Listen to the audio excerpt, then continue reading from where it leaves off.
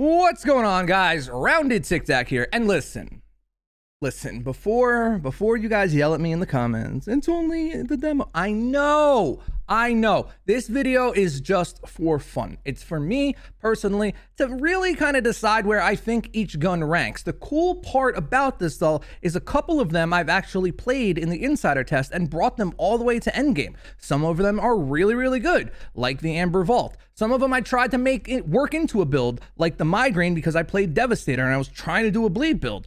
Didn't really work, but I didn't really know what the hell I was doing. I was rushing regardless. But that's what we're going to do today. We're going to do a tier list. I constantly get asked what gun is the best or what character is the best. So for the sake of argument, here we go. I'm just going to put it on a tier list and then we can talk about it down in the comments below. I'd love to have an argument with you, or maybe you just agree with me. That works too. But before we get into it, let's just get the preamble out of the way. If you guys like guides, gear, and gameplay all about Outriders, because I'm not going anywhere, feel free to subscribe. It really does help at the channel. Secondly, if you guys want a giveaway, it is in the description below. But if you want another giveaway on April 1st, twitch.tv/RoundedTikTak, we're going to be doing a ton of giveaways on release, just as a celebration that the game is finally out. And if you don't win a giveaway, that's all right, because currently you're missing content like this.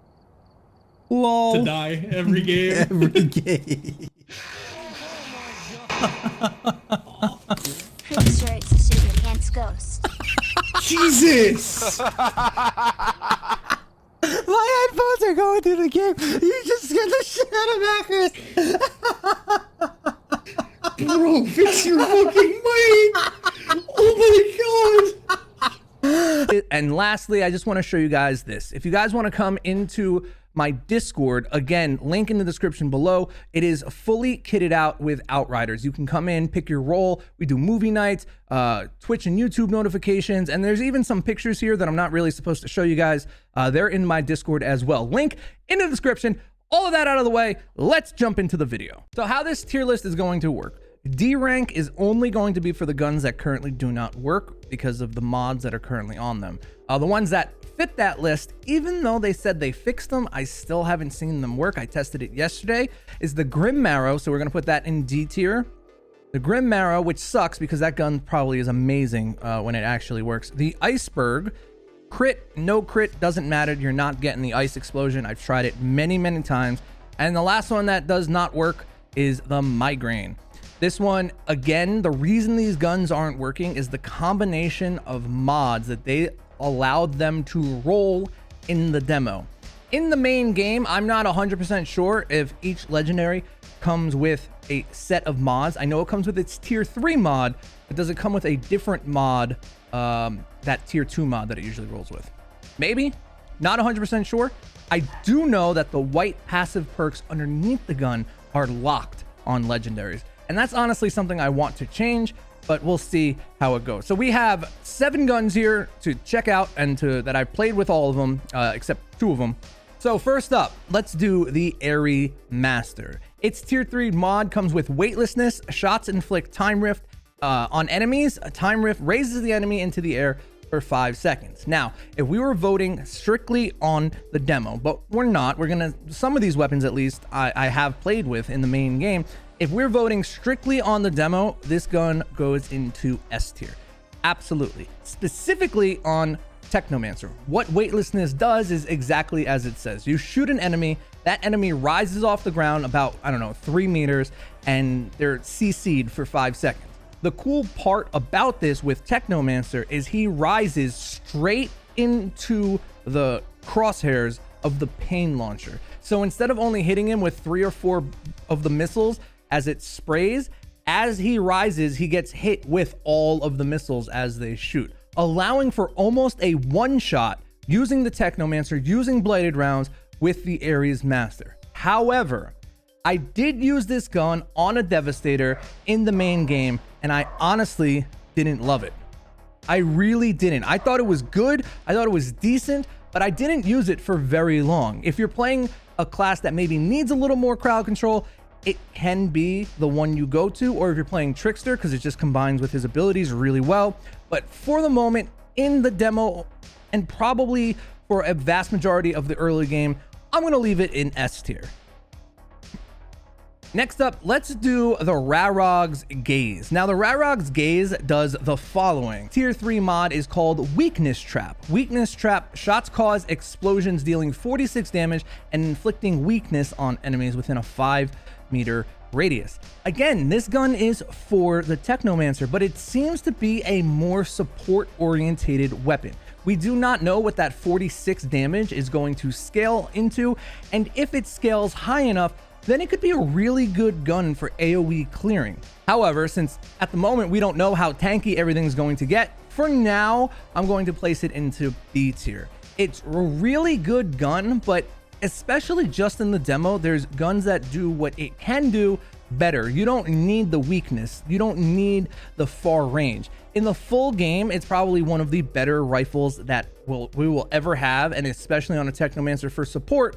But for now, for the demo, we're going to place it in B.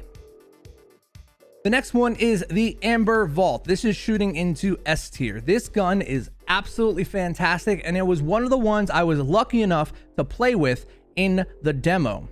And it was one of the ones I was lucky enough to play with in the demo. It also is one of the only guns that I spent crafting materials on because I didn't want to lose it. It has Killing Spree. Killing shots increase your damage by 30% for 30 seconds. Bonus deteriorates with time and stacks up to 3 kills. So you can get 90% bonus damage. I'm not sure if that's additive or multiplicative. I'm not sure, but I do know that once I killed 3 enemies in the full game with this gun, I was wrecking things. You can't really tell how good it is in the demo because of what we're doing of just killing the captain and moving on. But when you're in the main game and there's 30 enemies next to you and you killed 3 of them and you're doing 90%, let's just go 100% more damage, this gun is the bomb. It is, do people still say that? It is really, really good. I highly recommend using this, bringing it with you, taking it on your journey. Next up, let's do the Golem's Limb. I know I'm just going all over the place, but the Golem's Limb is an A tier gun, and I'll tell you why. Its passive grants Golem Skin for 3 seconds. Golem Skin gives you a 61, I think, % damage reduction for 3 seconds after you get a kill with the Golem's Limb. Here's the issue with that.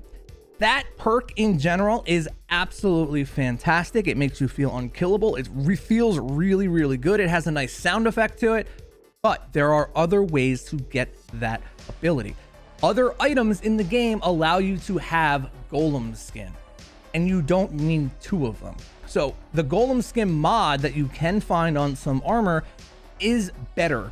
You don't have to get a kill. I forget exactly what it does, but it activates at low health.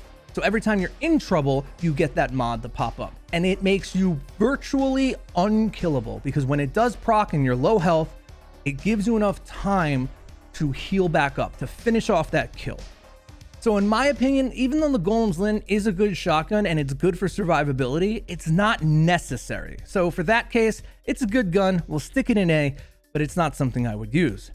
Next up, this one's going to be a unpopular opinion. I think personally that the bad juju, I'm sorry, I call it the bad juju every time, the Voodoo Matchmaker is going to be one of the best legendary guns in the game. The Voodoo Matchmaker has ultimate damage link. Shots link up to 2 enemies, sharing 30% of their weapon damage and 10% of anomaly damage dealt. Hear me out on this. In the main game, you're going to be fighting a multitude of enemies, especially if you run it with a 3-person party. I can't even imagine the amount of enemies that are going to be in expeditions with 3 people. For real, I'm gonna have to see this because even with 1 person, it was absurd. Regardless, this gun allows you to kill 2 targets with 1 stone. I guess you could say that analogy. It works. It works. So you can be shooting a tankier target, one of the bigger mini bosses, and any enemy around them ends up dying as well. What's really cool about this gun is you can use it with blighted rounds, and blighted rounds is basically another form of ultimate damage link. I think that this gun is going to be fantastic. In fact, I'm going to move it to S tier. I think in the demo, it's an A gun, maybe a B, but since I can foresee what it's going to do, and since I played around with it, I think it's going S. Mark my words, I think this is going to be one of the best guns in the game for expeditions. All right, next up, last two, we have the Torment and Agony. This is going A tier, not because it's a pistol, not because it's anything like that. It's because of the mod. The mod on this gun is going to be literally broken on certain weapons. What does it do? Well, it does Judgment Enforcer. Shots mark enemies when reloading, deal 5 times your weapon's damage to every marked enemy. Marks are removed when you change your weapon. Now, this perk, not on a pistol, sounds amazing. Put this thing on a sniper rifle, or in fact, an auto sniper rifle, and you deal 5 times your damage every reload. Boss killing.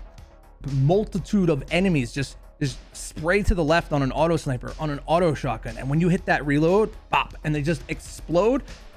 This gun's perk might be meta. This gun's actually the Nocturno from Save the World. Just, yeah, this gun's gonna be nuts. That mod is gonna be sought after, and it's one of the only guns that I cannot get to drop for me. So there's that. Now, lastly, we have the Thunderbird. Again, going S tier. The Thunderbird has its perk, its mod is it basically every couple of shots, it does lightning damage that hits the enemy. Now, what's cool about that is it actually almost adds damage to your bullets because of how the lightning damage procs on the weapon. It's like 1, 2, 3, lightning, lightning, 1, 2, 3, and that's how it goes. So it almost adds 10 to 20 bullets on your clip every single time you use the gun. And in my opinion, if I was to change out a mod to maybe having freezing effect on it too, there just could be some really cool stuff, or a burn effect. So now you have dot damage, your bullet damage, and that burst lightning damage. Could be really, really fun to use. And that is our demo tier list. If I had to mark these guns down here, I would put the Iceberg in C tier. Sniper rifles, unless you're playing a specific character or a specific build, are very, very niche. They don't seem very needed. I'd want to see how they scale into the late game. If they scale how I believe they should, it'll probably be decent, again, on a character that sits back a little bit to create some extra crowd control with its freezing explosion. Could be good. The Grim Marrow, this is probably going to be like a B tier to A tier gun if it worked.